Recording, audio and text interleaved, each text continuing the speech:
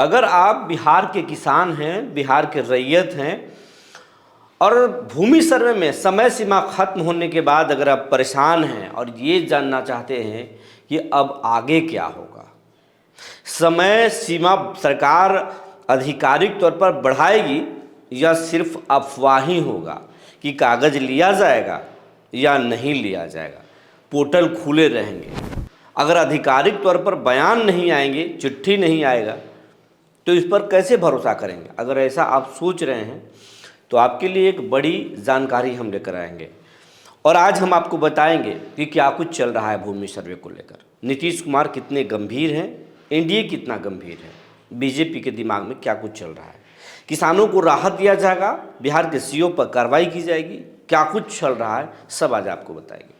जी नमस्कार, मैं हूं विपुल कुमार और आप देख रहे हैं सूर्य विहार डिजिटल न्यूज़। अब हम बिहार के तमाम किसानों, बिहार के तमाम रैयतों, किसान के परिवारों और तमाम बिहारियों से अपील करना चाहते हैं, ये आपका चैनल है, बिहार का चैनल है, बिहारियों का चैनल है, बिहार के स्वाभिमान के लिए ये चैनल खड़ा है।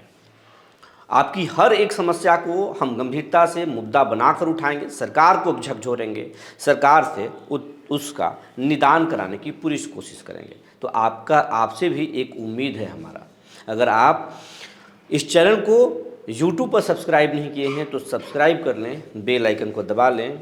ऐसा करने में ना आपको पैसा लगेगा, ना ही कोई मेहनत पड़ेगा, लेकिन एक छोटे से कोशिश करने से इस चैनल को बड़ा होने में ज़रूर मदद मिलेगा। वैसे भी हम करोड़ों बिहारी हैं, करोड़ों मोबाइल यूज़र हैं, तो आप एक बार अपना सहयोग दीजिए ना, आप एक बार इस चैनल को सब्सक्राइब कीजिए ना। अगर आप हमें फेसबुक पर देखते हैं तो पेज को फॉलो करना ना भूलें। अब आपको हम खबर विस्तार से बताने जा रहे हैं। 31 मार्च 2025 को भूमि सर्वे में कागजात जमा करने का अंतिम तारीख खत्म हो चुका है। आज हम 1 अप्रैल है और नए वित्तीय वर्ष में प्रवेश कर चुके हैं। अब किसानों के बीच में बिहार में 95 लाख किसानों ने अपना दस्तावेज, वंशावली और प्रपत्र जमा कर चुके हैं। अब वो इंतज़ार में है कि ज़मीन की मापी कब शुरू होगी, सर्वे कब शुरू होगा।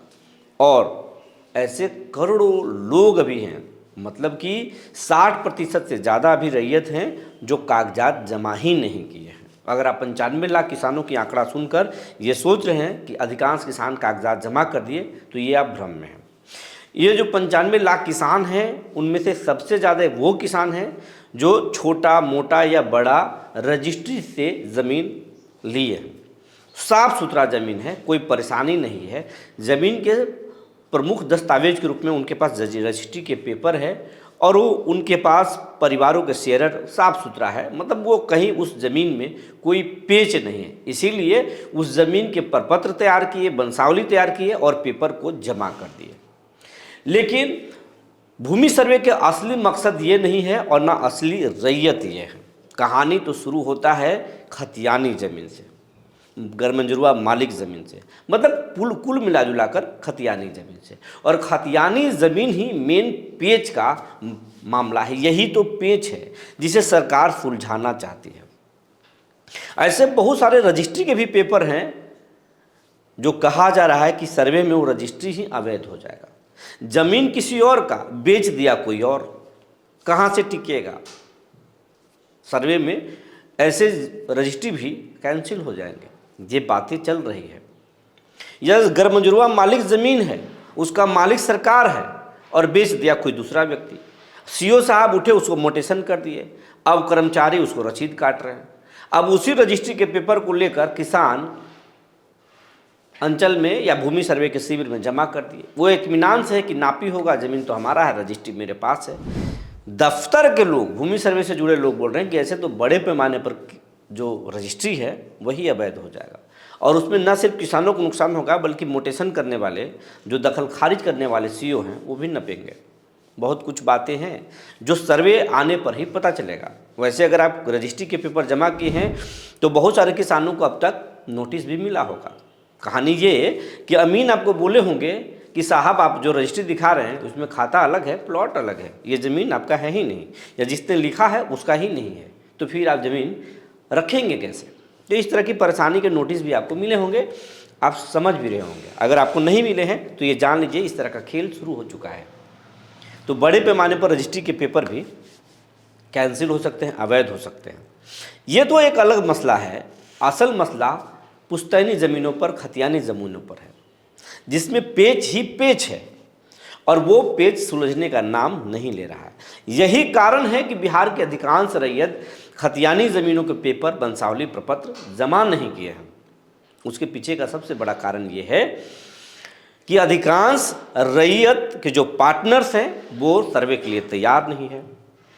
जिसका ज़मीन है उसके कब्जे में नहीं है, और जिसके कब्जे में है उसके पास ज़मीन, जिसके पास पेपर नहीं है, तो अब वो पेपर जमा कैसे करेंगे? मान लीजिए उदाहरण के तौर पर मेरे पास 100 एकड़ ज़मीन है और खतियान के हिसाब से हमारे पास 70 एकड़ ज़मीन ही हमारा है, हमारे वंशजों का है। लेकिन हम जोत रहे हैं, हमारे कब्जे में 100 एकड़ ज़मीन है, वो फसल भी हम 100 एकड़ पर जमा रहे हैं। तो 30 एकड़ ज़मीन के पेपर हम कहाँ से लाएंगे? कैसे हम अपने वंशावली में दिखाएंगे कि ये 30 एकड़ ज़मीन हमको यहाँ से प्राप्त है? नहीं दिखा सकते। और ऐसे ऐसे किसानों के मामले भरे पड़े हैं साहब, इसीलिए तो कोई पेपर जमा नहीं कर रहा है। और जिनके पास, जिनका अपना ज़मीन है, पेपर तो है, लेकिन वैसे रैयत को यही पता नहीं है कि हमारा ज़मीन का चौहद्दी क्या है। वो ज़मीन आज तक देखे भी नहीं। ऐसे भी किसान हैं। कुछ अगर देख भी रही हैं तो इतने कमज़ोर हैं कि सामने वाला व्यक्ति से वो बोल नहीं सकते कि साहब जो आप ज़मीन जोत रहे हैं वो हमारा है, छोड़ दीजिए, तो मारपीट हो जाएगा। तो यही पेच है बिहार में अधिकांश किसानों के साथ, इसीलिए अधिकांश किसान पेपर नहीं जमा किए।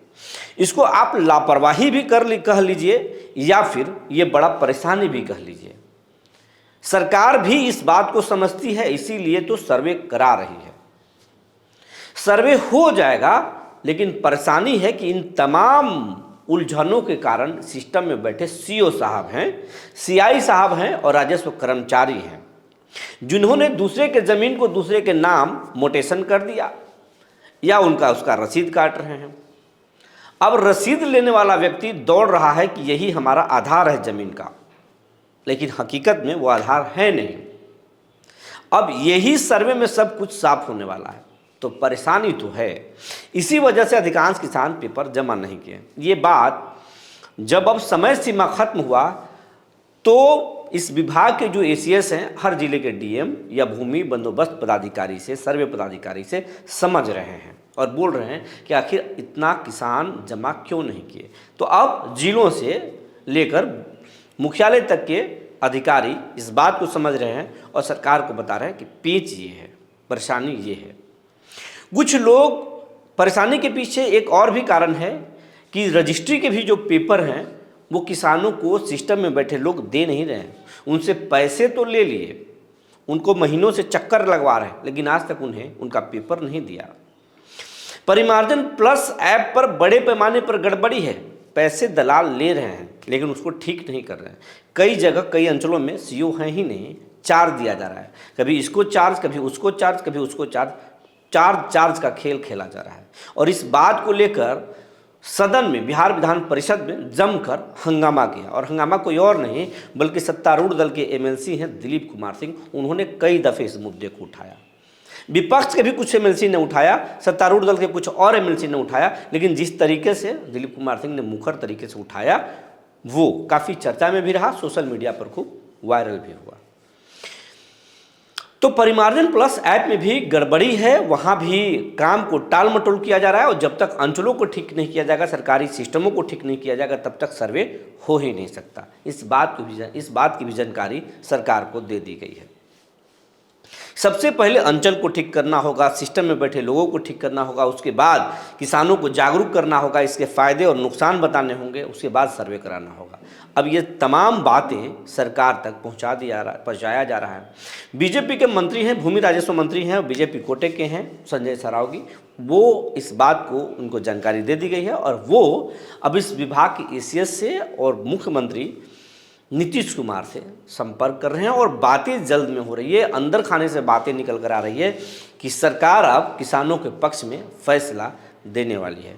कुछ समय सीमा बढ़ाया जाएगा, तारीखों का ऐलान बहुत जल्द होगा। सरकार इस बात पर राजी हो गई है कि हम किसानों के साथ अन्याय नहीं करेंगे, किसानों को भरपूर मौके देंगे। लेकिन हाँ, वैसे किसानों को मौके नहीं देंगे जो किसी दूसरे का ज़मीन हड़पना चाहते हैं, अपने नाम कराना चाहते हैं, उनके मन में, नीयत में गंदगी है। वैसे किसानों को कोई सरकार मौका नहीं देना चाहती है। कुछ समय जरूर सरकार बढ़ाने वाली है, लेकिन अगली बार कोई मौका नहीं मिलेगा।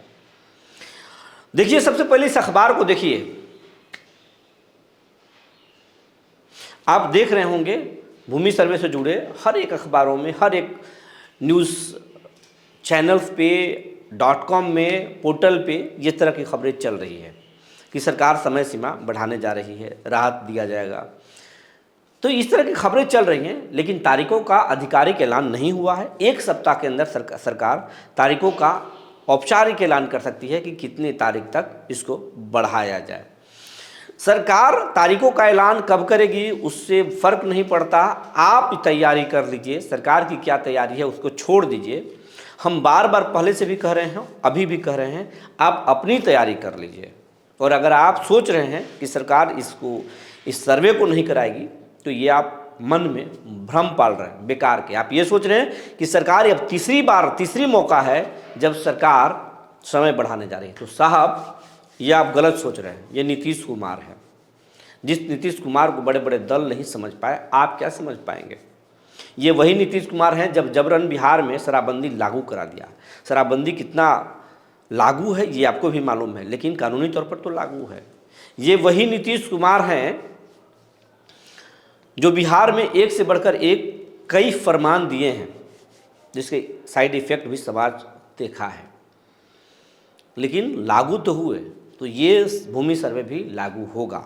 नीतीश कुमार के व्यवहारों में जो बदलाव हो रहा है उसको लेकर आप हल्के में मत लीजिए। ये नीतीश कुमार हैं, दिखते कुछ और है, करते कुछ और है। सर्वे रुकेगा नहीं, सर्वे होकर रहेगा। तारीखों का ऐलान बहुत जल्द होगा, लेकिन ये आखिरी बार तारीख बढ़ाए जाएंगे। उसके बाद कोई आपको मौका नहीं मिलेगा। चुनावी साल है और चुनाव का सबसे बड़ा मुद्दा भूमि सर्वे है। इसको आप दिमाग में बैठा कर रखिए। सर्वे की तैयारी कर लीजिए, वरना काफ़ी देर हो जाएगा। जो जानकारी निकल कर आई थी हमने आपको बता दिया। तब तक के लिए धन्यवाद।